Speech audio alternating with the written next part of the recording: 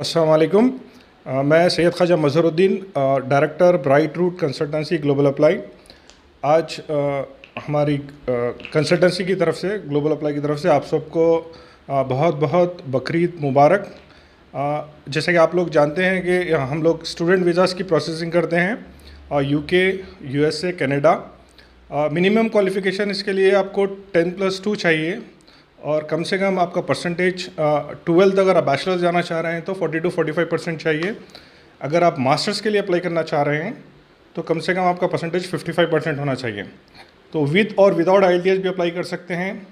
तो मैं फिर से एक बार मुबारकबाद देता हूँ आप सबको ईद की एडवांस में। और AHN न्यूज़ का ख़ास तौर पे बहुत बहुत शुक्रिया जो आप लोग आज आके वीडियो कवरेज कर रहे हैं।